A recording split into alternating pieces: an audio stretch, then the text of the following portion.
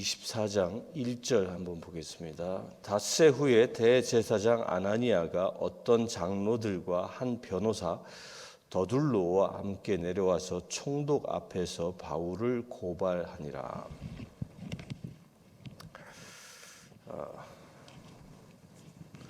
바울이 천부장의 이 배려로 이 가이사리아에까지 오게 되었고, 거기서 이제 벨릭스 총독 휘하에서 보호를 받습니다. 그 소문을 누가 들었죠? 그 소문을 또한 이 바울을 죽이려고 했던 이 아나니아 대제사장과 그의 무리들이 듣고 이제 득달같이 찾아옵니다. 닷새 후에라고 했는데 아마도 꽤나 수소문을 하다가 왔을 거라고 여겨집니다.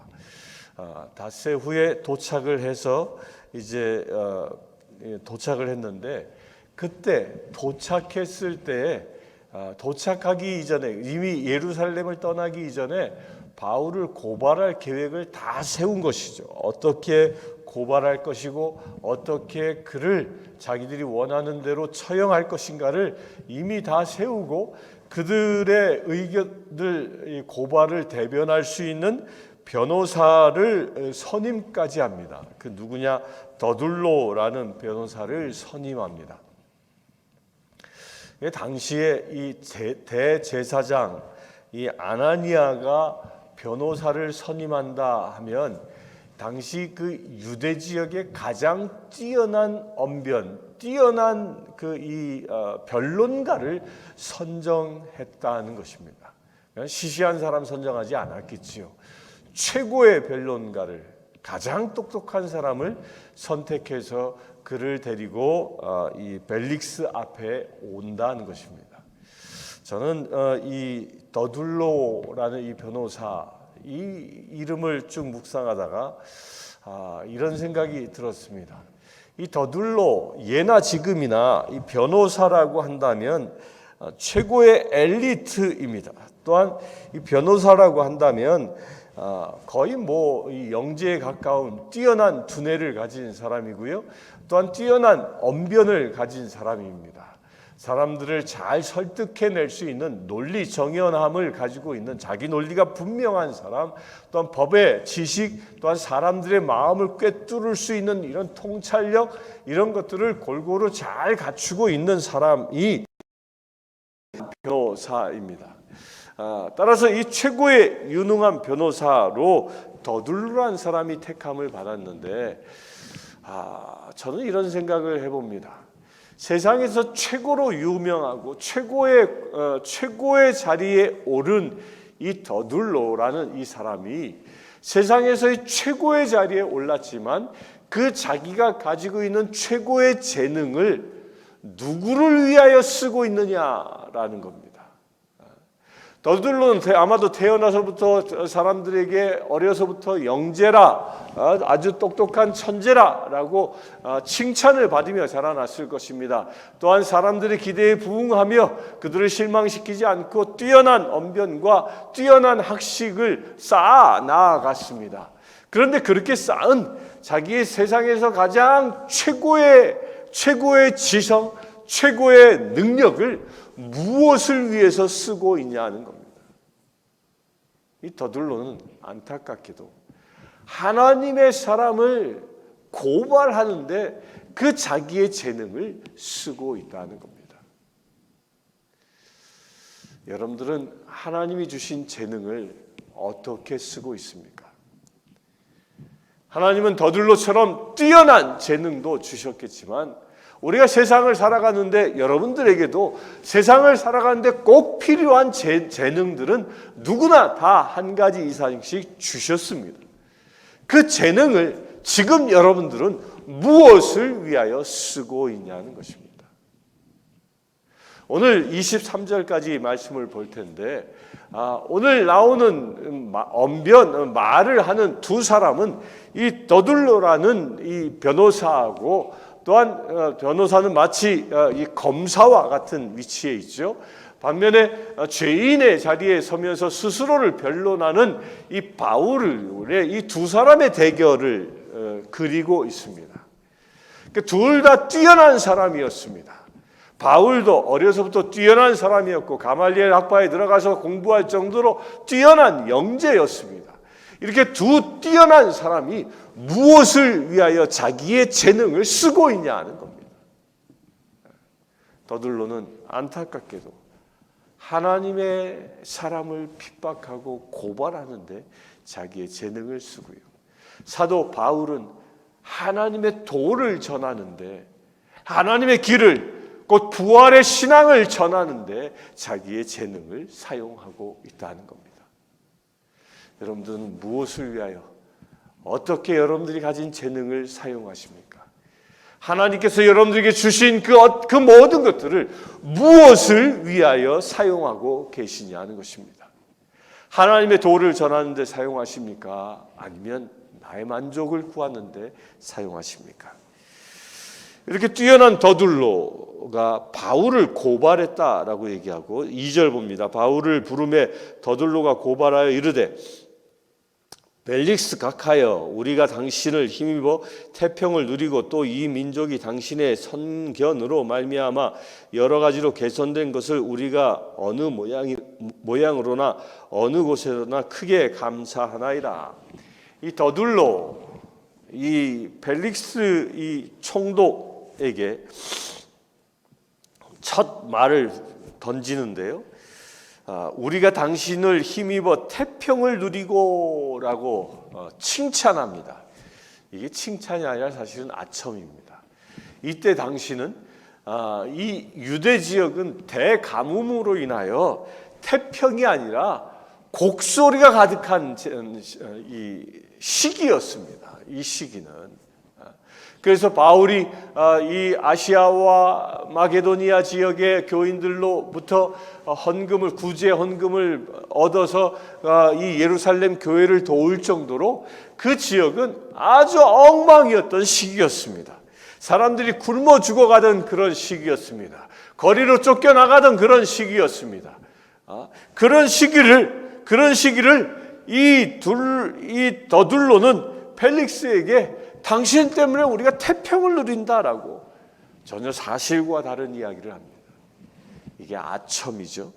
또 그는 아첨을 또 어떻게까지 발휘하냐면 이 민족이 당신의 선견으로 말미암아 여러 가지로 개선된 것을 우리가 어느 모양으로나 어느 곳에서나 크게 감사하나이다. 이게 개선된 건 하나도 없는 것입니다.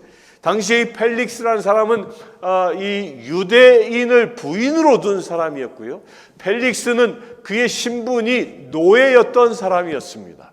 노예였던 사람이 그가 해방되어져 이 총독의 자리에까지 오른 그런 사람이었습니다. 그가 그렇게 총독의 자리에까지 오를 때에는 이 사람은 그 모든 것을 돈으로 사고 파는 이런 사람이었습니다. 우리가 내일 보겠지만 그가 바울을 대할 때에도 복음에 대한 그 열정, 사모함 때문에 바울을 대하는 게 아니라 어떻게 하면 그가 돈을 줄까? 오직 돈에만 관심이 있었던 사람입니다. 따라서 이 벨릭스는 어떻게 하면 유대인에게 많은 세금을 거두고 그 많은 세금을 거두어서 로마에 보내고 자기도 부를 쌓을까? 이것에 모든 생각이 집중되어져 있던 사람입니다. 당시에 요세푸스 학사는 이 펠릭스를 그런 사람이라고 기록하고 있었는데 이 더둘로는 그런 악한 총독을 뭐라고요? 당신의 선견으로 말미암아 여러 가지로 개선되어졌다. 이 개선이라는 게 뭐예요? 나쁜 악한 관습들을 아주 올바른 관습으로 올바른 형태로 바꾸었다. 그런 선행 때문에 모든 유대인들이 당신에게 감사하고 있다. 이게 정반대로 얘기하죠. 이런 것을 보고 아첨이라고 얘기합니다. 아첨, 이건 하나님이 정말 싫어하는 겁니다. 바울도 그런 고백을 하지요. 아부하는 자를 혀를 뽑으십시오. 나에게 내쳐 주십시오. 아부하면 사람들이 흐트러집니다. 근데 아부와 칭찬의 차이를 아십니까? 아부는요, 상대의 진리를 얘기하는 게 아니라 아부는 나의 목적을 이루기 위하여 상대를 높이는 겁니다. 칭찬은 뭐냐면 상대가 가지고 있는 좋은 것을 그냥 높여주는 겁니다. 나와 관계없이 오직 그 사람이 목적인 거예요. 아부는 내가 목적인 것입니다. 이 더둘로가 그렇게 얘기하는 것이죠. 근데 사람은 참 이 귀가 얇아요. 귀가 얇은 게 사람이에요. 자기에게 아부아첨하는 사람들의 그 아부 소리가 어느 순간 그게 즐거워지는 겁니다. 거기에 만족함을 누리죠. 그래서 역대의 많은 왕들이 이 간신배들한테 넘어가는 이유가 어디에 있냐? 이런 아부에 길들여지는 겁니다. 여러분들 그 분별할 수 있게 되길 바랍니다. 우리 그리스도인들은 아부하는 사람이 아니라 칭찬하는 사람입니다. 칭찬할 것이 있으면 서슴없이 칭찬하고 그 사람을 높여주는 것이 우리 그리스도인들의 삶이라는 것입니다. 4절, 당신을 더 괴롭게 하려 하여 우리가 대강 여짜옵나니 관용하여 들으시기를 원하나이다. 우리가 보니 이 사람은 전염병 같은 자라 천하에 흩어진 유대인을 다 소유하게 하는 자요 나자렛 이단의 우두머리라. 그가 또 성전을 더럽게 하려 함으로 우리가 잡아 싸우니 당신이 치를 그를 신문하면 우리가 고발하는 이 모든 일을 아실 수 있나이다 하니. 이제 바울을 이 더둘로가 고발하는데 그 고발하는 이 죄목이 세 가지입니다. 세 가지가 뭐냐면 첫 번째로 천하에 흩어진 유대인들을 다 소유하게 하는 자, 천하에 흩어진 유대인들, 디아스포라를 얘기하는 겁니다. 이 바울은 천하를 다니면서 디아스포라된 유대인들 그때 당시 약 400만 명 정도가 살았다고 하는데요. 그들을 선동하여 소요를 일으키는 자였다라고 고발합니다. 당시 로마 법에 의하면 소요를 일으키는 것은 아주 중죄였습니다. 로마는 치안을 중시하던 그런 국가였기 때문에 사람들을 선동을 해서 소동을 일으키는 자는 사형에 처하는 그런 엄중한 죄였던 겁니다. 이 더둘로가 그것을 알았기 때문에 바울을 죽이기 위하여 이 소요죄를 적용하고 있는 겁니다. 그런데 실제로 바울이 소요를 일으켰습니까?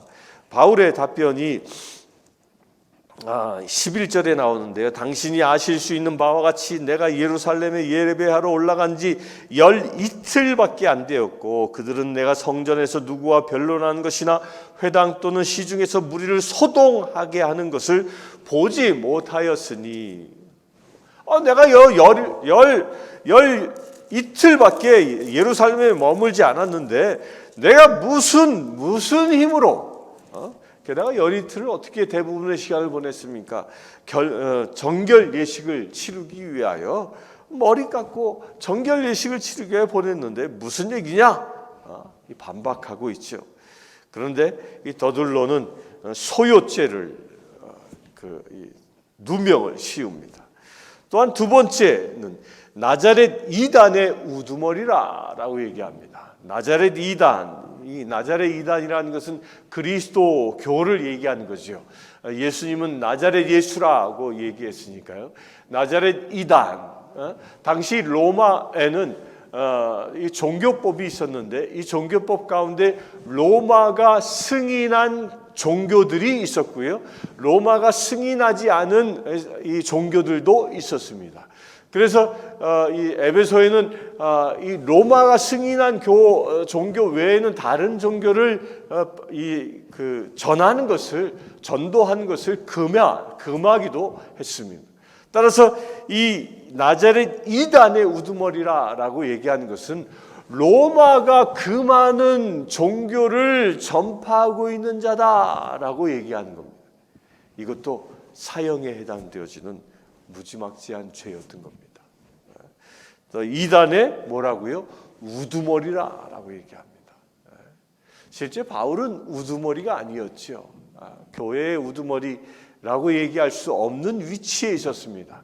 이때 당시 교회는 초대 교회는 누군가가 우두머리가 있지 않았고 교회별로 각 교회가 세워지는 곳곳마다 장로들에 의하여 치리되어지는 다스려지는 그런 교회들이었습니다.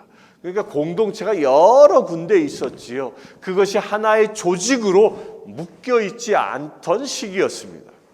그런데 이 더들로는 바울을 우두머리라고 고발하고 있죠. 또 6절에 그가 또 성전을 더럽게 하거늘, 성전을 더럽게 한 죄, 이것은 유대인의 법으로 고발하는 겁니다. 유대인의 법, 곧 이 성전을 더럽게 했다라는 것은 이방인을 유대인의 뜰까지 데리고 왔다는 것이죠. 유대인의 뜰까지 데리고 왔으면 그런 돌로 쳐 죽일 수 있는 권한이 유대인들에게 있었던 겁니다. 이것을 고발하는 겁니다. 이 세 가지 제목들이 다 어느 것 하나라도 걸리면 죽을 수밖에 없는, 어느 것 하나라도 유죄로 인정받으면 죽임을 당할 수밖에 없는 이런 삼중막을 치고서 더들로가 이 바울을 공격하고 있는 겁니다. 더들로가 머리가 좋은 사람이긴 합니다. 빠져나가지 못하도록 비록 거짓말일지라도 세계 신이나 쫙 그것도 다 사형에 해당되어지는 그 9절을 봅니다. 유대인들도 이에 참가하여 이 말이 옳다 주장하니라. 10절 총독이 바울에게 머리로 표시하여 말하라 하니 그가 대답하되 당신이 여러 해 전부터 이 민족의 재판장 된 것을 내가 알고 내 사건에 대하여 기꺼이 변명하나이다. 당신이 아실 수 있는 바와 같이 내가 예루살렘에 예배하러 올라간 지 열 이틀밖에 안 되었고 그들은 내가 성전에서 그 누구와 변론하는 것이나 회당 또는 시중에서 무리를 소동하게 하는 것을 보지 못하였으니 이제 나를 고발하는 모든 일에 대하여 그들이 능히 당신 앞에 내세울 것이 없나이다. 그러니까 소동죄에 대하여 여기 분명히 얘기하죠. 그런데 10절에 보면 이 벨릭스 이 총독이요, 얼마나 교만했나 이게 표현되어집니다. 총독이 바울에게 머리로 표시하여 이 더둘로가 또한 유대인들이 바울을 고발한 것을 다 듣고 나서 보통 재판관은 이렇게 얘기했을 겁니다. 피고인 바울, 당신의 입장을 이야기해 보시오라고 말로 해야 하는데 이 총독은 그런 말조차 하지 않습니다. 이 바울을 인간으로 대접하지도 않는 거죠. 어떻게 얘기합니까? 그의 교만이 하늘을 찌르고 있다라는 것이 머리로 표시하여 말하라 하니, 그러니까 말도 안 하고 그냥 머리로 툭 던진 거예요. 툭, 야 바로 이거 네가 얘기해봐. 툭 던지는 거예요. 이게 얼마나 교만합니까? 그러니까 이 벨릭스라는 이 총독이 이 교만할 수밖에 없었던 건 뭐예요? 총독은 당시 로마 황제의 대행자였습니다. 이 바울이 지금 서 있는 자리가 어떤 자리예요? 로마 권력의 최고의 권력자, 유대 지역에서는 황제를 대신하는 최고의 권력자 앞에 서 있고요. 또한 그를 고발하고 있는 이 아나니아는 이 제사장은 유대의 종교계의 최고의 권력자입니다. 이 최고의 당시 정계의 최고의 권력자, 종교계의 최고의 권력자 앞에 바울이 홀로 서 있는 것입니다. 그런데 그렇게 홀로 서 있음에도 불구하고 바울은 조금도 두려워하지 않는 모습을 11절부터 쭉 보여주고 있습니다. 아주 당당하게 논리정연하게 말씀을 증언하고 있습니다. 바울이 그만큼 배포가 큰 사람이었을까요? 물론 그럴 수 있겠습니다. 그런데 아무리 배포가 커도요, 당대 최고의 권력자들, 자기 편은 단 한 사람도 없고 그 주변에는 이 제사장과 그의 무리들 또한 총독과 병사들이 둘러싸서 어떻게 하면 나를 죽일까라고 이 바라보고 있는 그 자리에서 당당하게 설 수 있는 것은 결코 쉽지 않습니다. 정말 그 자리에 서 있다면 저라면 이런 생각이 들었을 것 같아요. 그냥 울고 싶어라. 하나님 어찌하여 저를 이곳에 보내셨나이까? 라고 원망하며 두려워 떨지 않았을까 싶습니다. 그런데 바울은 거기에서 조금도 두려워하지 않습니다. 그 힘이 어디에서 나온 것입니까? 성령 하나님이 주시는 힘으로 나오는 것입니다. 우리가 어제도 얘기했지요. 무엇을 말할까? 염려하지 말라. 사람들이 너를 재판장에게 끌고 갈 텐데 무슨 이야기를 할지 미리 걱정하지 말라. 성령님이 그때 다 대신 말하실 것이다. 그 사건이 지금 여기에 이루어지고 있는 겁니다. 그러면서 더둘로의 그 첫 번째 소요를 일으키게 된 것에 대한 부당함을 얘기합니다. 그리고 14절에 그러나 이것을 당신께 고백하리이다. 나는 그들이 이단이라 하는 도를 따라 조상의 하나님을 섬기고 율법과 선지자들의 글에 기록된 것을 다 믿으며 그들이 기다리는 바 하나님께 향한 소망을 나도 가졌으니 곧 의인과 악인의 부활이 있음이라 하니이다. 이것으로 말미암아 나도 하나님과 사람에 대하여 항상 양심의 거리낌이 없기를 힘쓰나이다. 두 번째는 무엇을 얘기합니까? 이단, 나자렛 이단의 우두머리라라고 하는데 그 이단이 무엇인지에 대하여 얘기하는 겁니다. 이단이 이건 이단이 아니다 하는 거예요. 이단이 아니다. 이 말을 이단이라 하는 도를 따라라고 얘기합니다. 도. 그러니까 이단과 도는 다른 얘기입니다. 그러니까 이단은 종교, 사이비 종교 집단을 얘기하는 거고요. 여기서 도는 영어는 그냥 the way예요. the way. 그 진리의 길, 내가 사는 삶 이런 겁니다. 길이요 진리요 생명이신 예수 그리스도 그 길, 곧 내가 하나님의 나라를 향하여 나아가는 삶 이걸 얘기하는 거예요. 나는 종교 집단의 우두머리가 아니다. 나는 부활을 믿는 삶을 살아가고 있는 것이다. 나는 나의 하나님을 섬기는 삶, 곧 율법을 지키며 율법에 기록된 것을 믿고 그 기록된 바대로 내가 살아가는 사람이지.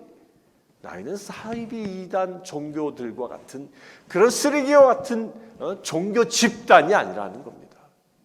이 종교와 이 the way와의 차이가 뭐냐면요. 종교는 내 안에 사람 안에 있는 두려움을 이기기 위한 두려움을 극복하기 위한 어떤 절대 우상을 만드는 것이 그게 종교 집단인 겁니다. 그런데 이 도라는 것은요. 두려움이 아니라 부러움, 하나님의 길을 향한 사모함, 그것을 가지고 살아가는 걸 얘기하는 겁니다. 그래서 바울이 the way라고 얘기하는 거예요. 도를 따라, 그 길을 따라 우리가 그리스도를 믿는다는 것이 바로 이것이라는 거예요. 우리는 종교 집단이 아닙니다. 나의 종교적인 욕구를 충족시키기 위하여 교회에 나와 예배하는 그런 저차원적인 집단이 아니라는 거예요. 예수 그리스도를 하나님을 또 다른 우상으로 섬겨서 나의 욕구 충족을 위하여 종교 생활을 하는 것이 아니라는 겁니다. 우리는 하나님이 말씀하신 대로 살아가는 존재라는 겁니다. 이걸 바울이 이야기하는 겁니다. 왜 그렇게 살아갑니까? 우리는 부활을 믿기 때문입니다. 우리는 죽음으로 모든 삶이 끝나는 것이 아니라 부활하여 영원한 생명을 누릴 수 있기 때문이라는 거예요. 그 바울이 얘기하죠. 그런데 그 부활은 의인과 악인의 부활, 의인도 부활하고 악인도 부활한다. 왜? 주님의 나라가 임하면 둘이 다 부활하는데 무덤이 열려서 그 부활한 이후에 심판의 자리에 서기 때문입니다. 의인으로 부활한 자는 하나님의 나라에 들어갈 것이요, 곧 더 웨이의 길을 삶을 산 자는 그 길의 종착역인 하나님의 나라 예수 그리스도의 보좌를 향하여 갈 것이요, 악인으로 부활한 자는 안타깝게도 저 불 끓는 지옥에 던져질 것임을 이가 지금 증언하고 있는 겁니다. 바울은요, 자기가 재판받고 있는 그 현장에서도 복음을 증언하고 있는 겁니다. 자기를 변명하는 것이 아니라 복음을 증언하고 있다는 겁니다. 나는 그런 죽을 죄를 저지른 자가 아닙니다 라고 얘기하는 게 아니라 부활, 더 웨이를 증언하고 있다는 겁니다.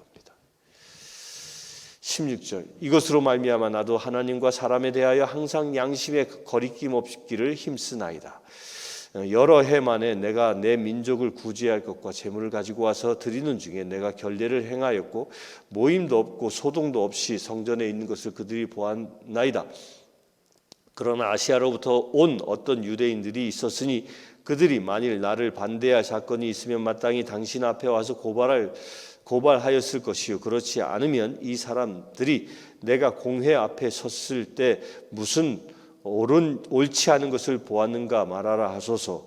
오직 내가 그들 가운데 서서 외치기를 내가 죽은 자의 부활에 대하여 오늘 너희 앞에 신문을 받는다고 한 이 한 소리만 있을 따름이다 하니, 벨릭스가 이 도에 관하여 더 자세히 아는 고로 연기하여 이르되 천부장 루시아가 내려오거든 너희 일을 처리하리라 하고 백부장에게 명하여 바울을 지키되 자유를 주고 그의 친구들이 그를 돌보아 주는 것을 금하지 말라 하니라. 소요를 일으키지 않은 것에 대하여 설명합니다. 분명히 이야기합니다. 그러면서 또 지적하는 게 있죠. 무엇을 지적합니까? 내가 죽은 자의 부활에 관하여 오늘 너희 앞에 신문을 받는다고 한 이 소리만 했을 따름입니다. 그러니까 나를 고발한 이 제사장 아나니아 그 앞에서, 이 나를 고발한 이 당시의 장로들 앞에서 나는 오직 부활에 대해서만 증언했을 거다 했을 뿐이다. 복음을 증언했다는 거예요. 복음을, 예수 그리스도께서 부활하셨다라는 이 복음을 증언했다는 겁니다. 내가 복음을 증언했을 뿐이지 소유를 일으키지 않았다. 그런데 그것을 누가 더 잘 알고 있었습니까? 벨릭스가 잘 알고 있었던 겁니다. 그런데 이 벨릭스가요, 여기서 벨릭스가 그 사실을 다 알고 있음에도 불구하고 그를 무죄로 방면하지 않습니다. 이 도에 관하여 더 자세히 아는 고로, 그리고 연기하여 재판을 더 미루죠. 천부장 루시아가 내려오거든 너희 일을 처리하리라. 자기에게 천부장이 바울을 보냈는데 그를 다시 불러서 다시 재판하겠다고 하는 거죠. 여기엔 사람의 뜻이 있습니다. 왜 이 벨릭스가 연기했겠느냐? 벨릭스는 이러지도 저러지도 못한 겁니다. 벨릭스는 아까 얘기했죠. 돈을 좋아하는 사람이었습니다. 돈을 좋아한다는 것을 당시 아나니아가 몰랐겠습니까? 잘 알았던 것이죠. 그리고 이미 재판이 열리기 전에 그 다 술수를 썼던 것입니다. 뇌물로 다 자기 편을 만들었던 것입니다. 그런데 일련의 양심이 있어서, 양심이라는 것이 있어서 바울의 이야기를 듣고 즉각적으로 이 아나니아 편에서 판결할 수 없었던 것이죠. 그래서 뭐예요? 연기합니다. 천부장 루시아가 내려오거든. 그리고 또 백부장에게 명하여 바울을 지키되 자유를 주고 그의 친구들이 그를 돌보아 주는 것을 금하지 말라. 이것은 왜 하냐면 바울이 로마 시민권자라는 것을 알았기 때문에 하는 겁니다. 함부로 그를 대했다간 바울이 로마 황제에게 상소할 수 있는 권한이 있다는 걸 알았기 때문에 만약에 로마 시민권자임에도 불구하고 바울을 옥에 가두고 채찍질하고 고문을 했다면 바울이 로마 황제 앞에 가서 저 벨릭스가 나를 고문했습니다 하면 벨릭스가 경을 치게 될 상황이기 때문이죠. 이게 벨릭스의 교묘함입니다. 우리가 함께 기도하기를 원합니다. 나는 하나님이 주신 은사들을, 능력들을 너둘로처럼 쓰는가 아니면 바울처럼 쓰는가? 하나님이 주신 그 모든 재능들을 오직 하나님을 위하여 쓸 수 있는 우리 될 수 있도록 이 시간 기도합시다. 그리고 어떠한 상황과 처지에 처한다 할지라도 바울처럼 담대히 복음을 증언할 수 있는 우리 될 수 있도록 이 시간 함께 기도합시다. 지금은 우리 주 예수 그리스도의 은혜와 하나님의 크신 사랑과 성령님의 감화 감동 교통 치유하심이 이 시간 예배하는 주의 사랑하는 모든 지체들 위해 지금부터 영원토록 함께 하실지어다. 아멘. 아프리카 케냐의 마소교교의 고아원생 제임스는 남자아이입니다. 제임스는 중학교 1학년생 장래 비행사가 되는 것이 꿈입니다. 이 아이는 매달 학비와 점심 식사 비용으로 30불이 필요합니다. 이 아이의 후원자를 찾고 있습니다.